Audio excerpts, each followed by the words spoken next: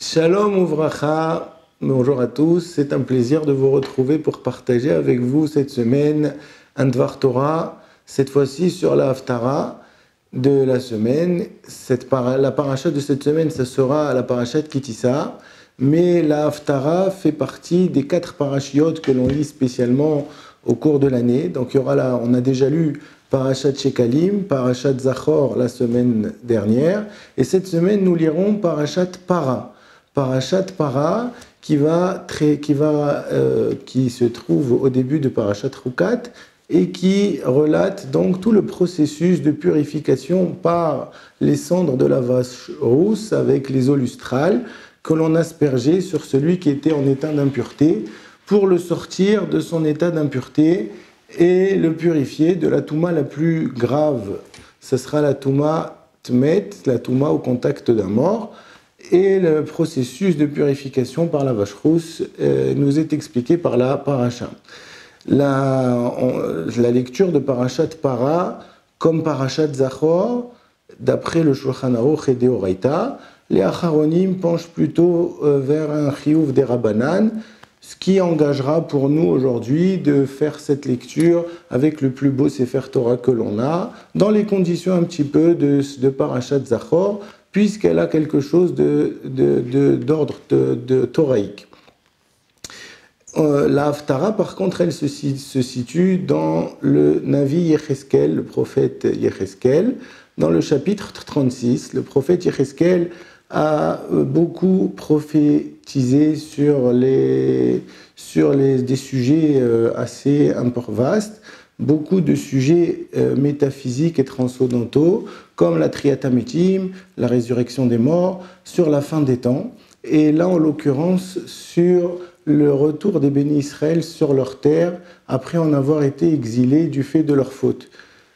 Nous expliquent nos sages, on lira cette parashat para et la Haftara qui est liée en raison de l'approche du mois de Nissan et du Korban Pessah, puisqu'on devra pendant cette période-là offrir le Korban Pessah en état de pureté. Donc, Chachamim ont institué cette lecture-là à ce moment-là, afin que l'on se prépare tout de suite au sortir de Purim et à l'approche, puisque Parashat Para précédera toujours le Shabbat de Parashat HaChodesh qui annonce le Rosh Chodesh Nissan, pour qu'on s'en prépare au Korban Pessah, pour qu'on puisse préparer Pessah dans un état de pureté, et qu'on puisse, Bezrat Hashem, y arriver dans les meilleures conditions. On va s'intéresser je précise, excusez-moi, qu'on lit cette Haftara aussi parce qu'il est écrit dans cette Haftara Vezarakti alechem maim teorim utartem, et Akadosh Baruch Hu dit je verserai sur vous des eaux pures et je vous purifierai. Ce qu'on espère que très vite, Bezrat Hashem. On va s'intéresser à un point assez troublant dans cette Haftara. Le prophète nous dit dans sa prophétie Beyom Tahari etchem mitumotechem.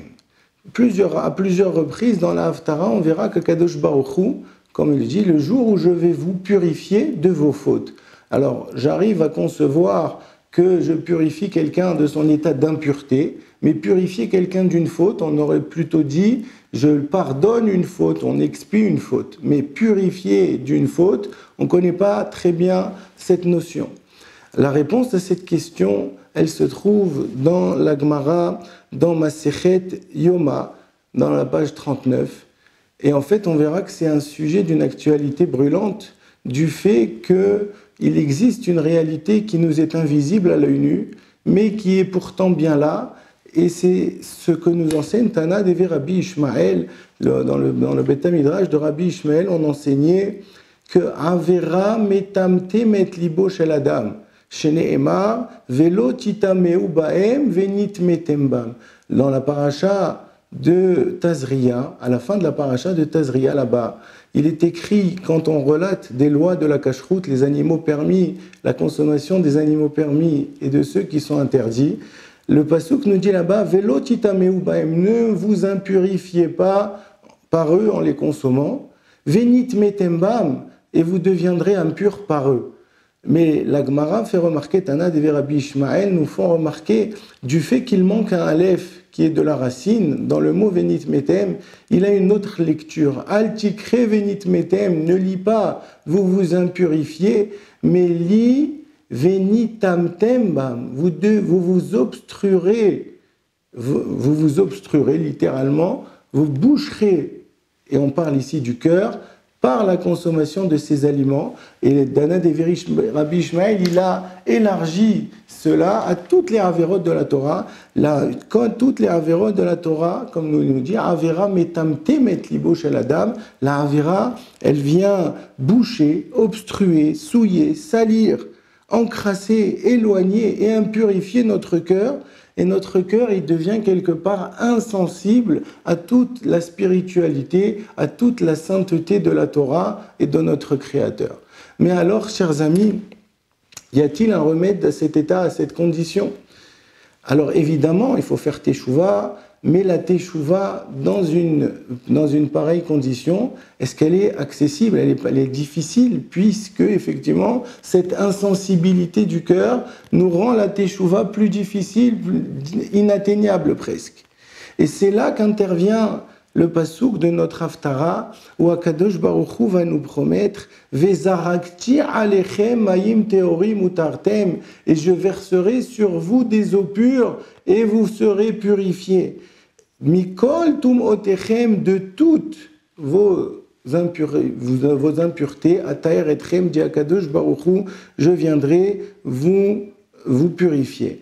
Et là, cette purification d'Akadosh Baruch Hu qui va déverser sur nous de sa Kedusha et de sa Tahara, eh ben ça va réveiller en nous, ça va renforcer, revitaliser et sensibiliser à nouveau à la réalité d'Akadosh Baruch Hu, à son existence, à sa royauté, à notre condition de serviteur de notre Créateur, Akadosh Baruch Hu.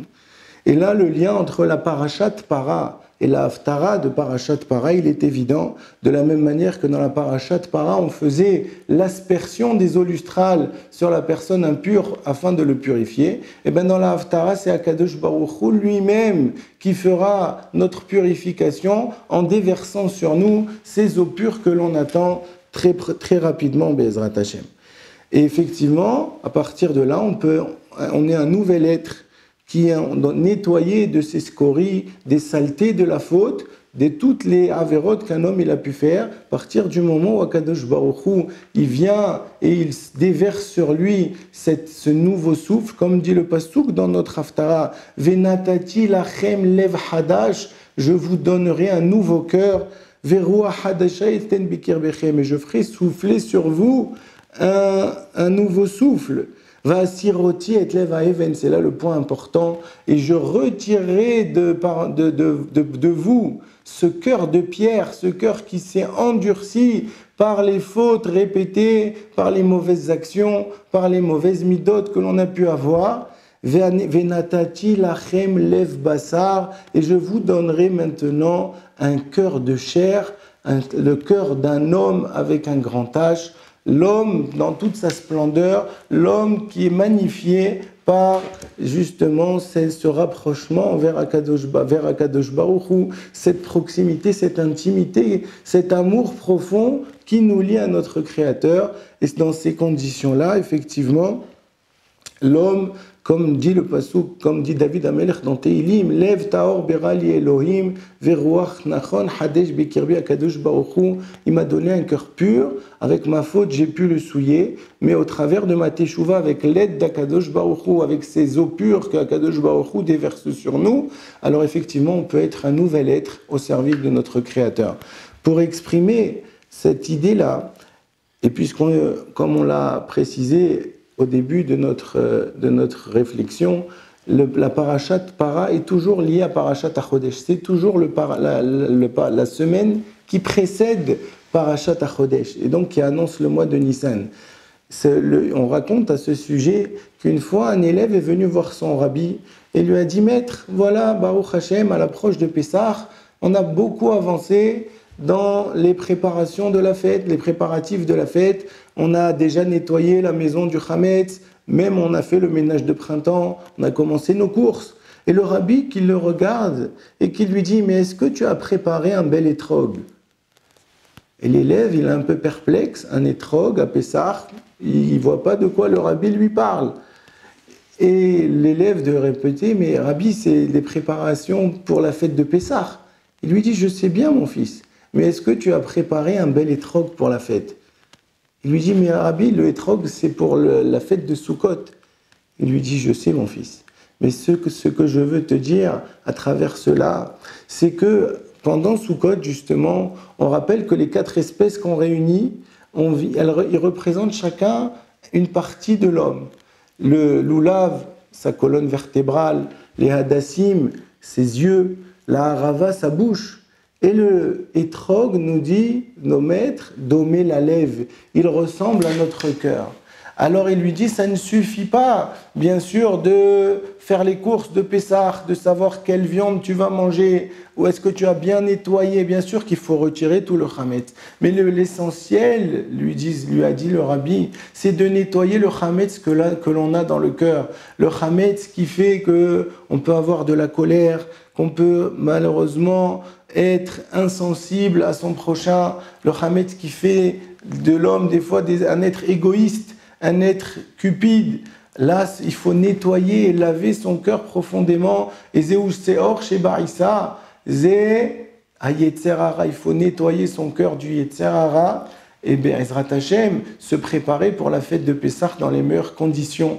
Arriver avec un cœur pur, pour que cette année, on l'espère, après qu'Akadosh Baruch Hu ait déversé sur nous, Maïm Teorim, on puisse être zoché, comme nous dit la Gemara dans Masechet Rosh Hashanah, que Benissan Nig Alou, en Nissan ont été délivrés nos ancêtres, Benissan Atidi Nigael, alors la Géoula finale, elle se déroulera aussi au mois de Nissan qui est très proche, et on l'espère, Be'ezrat Hashem, avec nos cœurs purs et propres, de par le travail que l'on va faire, arriver à la fête de Pessah et vivre une Géoula Shlema, Be'ezrat Hashem. Merci à tous, Shabbat Shalom.